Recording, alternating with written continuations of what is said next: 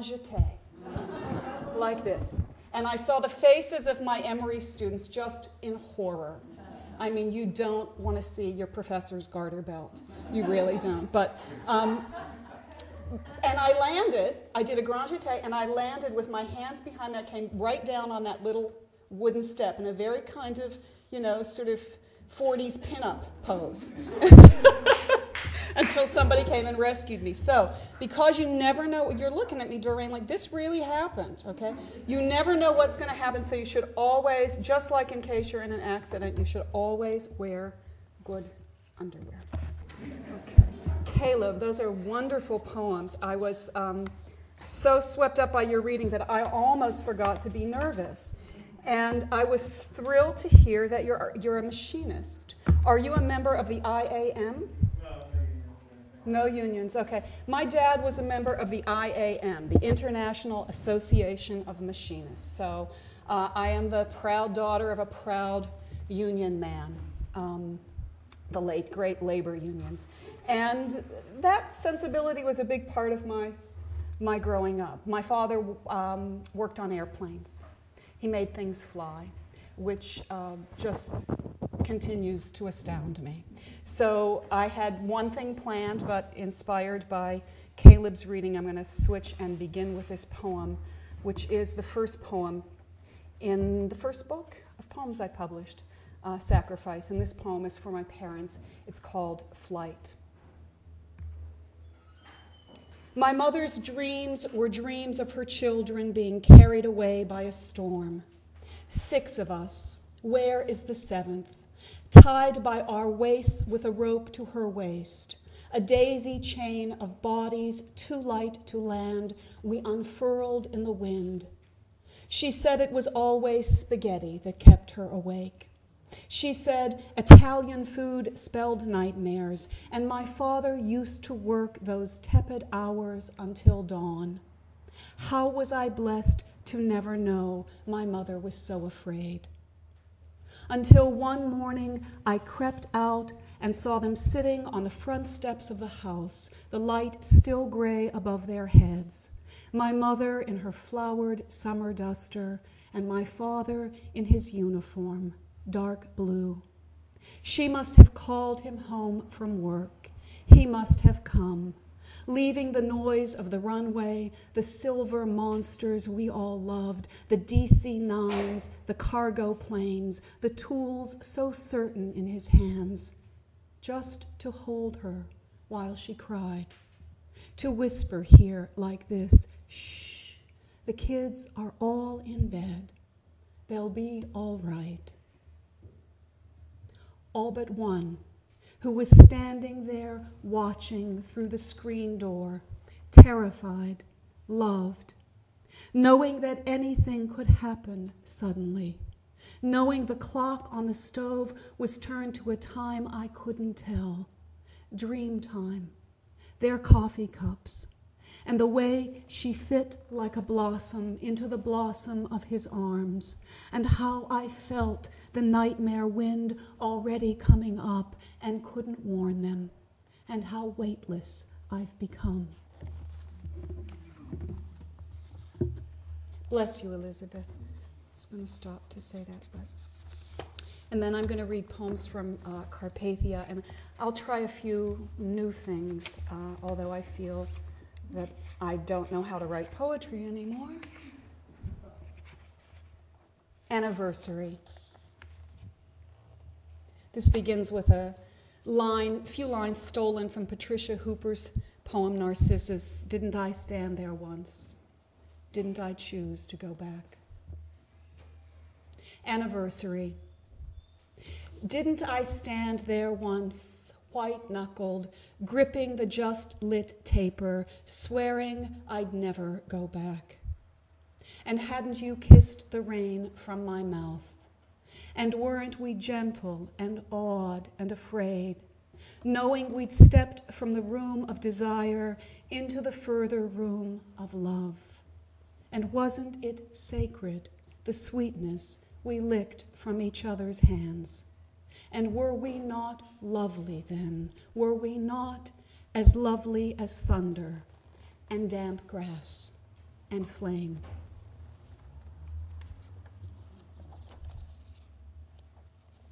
Postcard with Sarah, to Sarah, from a bridge in Paris, which? It's late and we've stopped to lean against the rail of the Pont Marie, or the Pont Louis-Philippe, or some other bridge. Which bridge? It's cloudy, the moon is veiled, or it's clear but we can't see the Tour Eiffel. Below us, on the quay, there's a kind of party going on. Someone's about to fall into the river, or about to plunge, or he's being pushed, or no, it was only a game after all. See? They're laughing, a joke among friends. My friend who leans beside me is saying she wants another child. Now she's sure of it. A boy, or another girl, like the girl she has. Or different, more like the father, or darker, this time like herself. What does it matter? Either one of us could be the other sometimes. In shadow like this, she sighs. We both stare down at the glittering river, knowing we'll find no answers there. We've agreed there's no right or wrong, no answers at all when it comes to love. And there are so many we might have loved, might yet love, or love again. Her husband, she says, still recovering from the shock of her being his wife. I'm not winking, it's just my eye. And we're falling down laughing. We're standing here, so beautiful, one of us says, or the other thinks, the river, the wind. It's cold and our coats are thin. It's spring, and the blossoms the trees breathe scatter like petals of snow at our feet. It's the middle of our lives and night, and we walk toward everything. I was in Paris in March of 2003 with a lot of poets, among them Elizabeth Iannacci, Brendan Constantine, our late, dear, beloved friend James Baker Hall, his wife Marianne Taylor Hall, Brendan's mother, the wonderful poet Juliana McCarthy, Kim Noriega. We were all there. And as you may remember, March of 2003 is when the Bush administration launched their invasion of Iraq. Shock and awe. If you haven't seen Fair Game, I would love for you to see it. It brought that home for me in a way that was horrible. Shine. I should say we all were in Paris and we were able to join some demonstrations, which was a great comfort to be able to be with thousands of other people in the Place de la République holding one of many thousands of small flames in our hands. Shine. In such dark times, we all need to shine, each to each with what light we have. As dusk like a smoky curtain falls from east to west across the world, and the world grows dim with news of war, and the headlines blacken our fingertips, and the wicks of candles burnt to char. Among these monuments and shadows, friends, let us suffer our radiance. In this city in which I once loved my beloved, in hunger, the brasseries shine. And the neon of Saint Michel casts a glow like dawn on the ancient walls, and the wine in our glasses, ruby and bright, and the teeth of the waiter when he smiles, and our voices like coins in our throats, and our laughter silver as ever, and all our tears useless and beautiful, shine. And the Seine gleams darkly past, dragging its net of drowning stars, and the half-moon, tarnished gold, slides through the ragged map of clouds, and somewhere the sky being torn into sheets of flame and shrieking shines. and the paving stones shine beneath the clatter of our heels in the courtyard's hush, and the window of one room, blue, glows in the loneliness of its night, and the flickering light of the TV screen buzzes and shines with its shining lies, and our reflections thrown back from the glass, our ghosts in the gilt-framed mirrors, shine, and our prayers, which are nothing, shine. And the bones of the dead in the earth's black loam, and the flowers on graves with their dumb, sweet tongues, and my wedding band, small and gold, still whole, and the whole bloody planet glimpsed through the eye of what God may yet squint through the stars at us, shines. I'm going to read 4 little prose poems from a series near the end of this book. And these poems were inspired completely by a beautiful book by the poet Kathleen McGookie. Her book is called Whatever Shines. And I was experiencing one of those speechless times. I don't know if you have them, but I have those times when everything feels beyond words. And Kathleen's book came to me in the mail, just a gift from out of the blue, and it helped me re-enter that place that poetry comes from for me.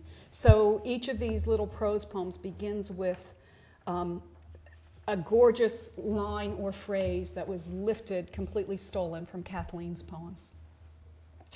And I call the section, her book is Whatever Shines, and it begins with one little epigraph from her book.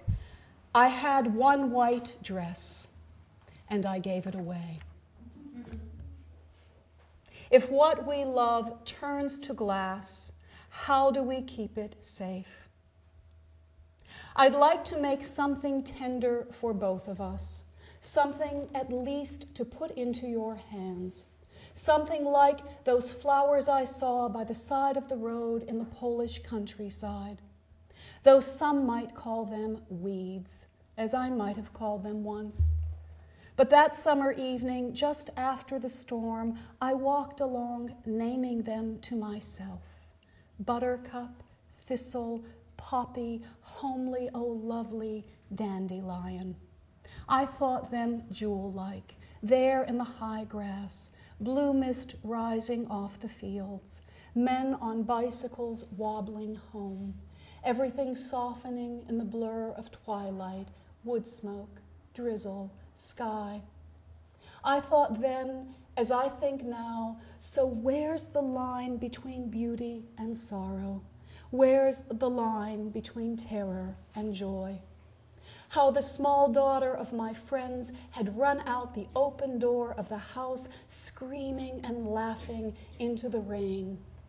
How your mother, still beautiful, still, had hobbled each day down the road to the store. How all those years you watched her disappear until she disappeared for good. How my father, those same years, adrift, drifted too far in his ship of bones, then only the smell of flowers above that bed where he'd lain to die. So I take your suffering, you take mine, we take it up. Shall this be a bouquet? That evening in Poland, I walked for an hour away from, then back toward the church. I called to no one, and no one called to me. Though the warm room was waiting, the bread. I would give you this now, the pale green dome, the meadow, the quiet house, lights coming on. How the child in her sleep breathed the breath of birds. How the little boat of my heart goes out. I'd like a love letter and too much light in my eyes. I'd like a bird to fly into my left hand and sit there warming it, feather and pulse. I'd like to sleep with a big cat sometimes, mountain lion or tiger or lynx, but mostly I'd like to slide into a warm bath with you now. Steam in our eyes and our hair.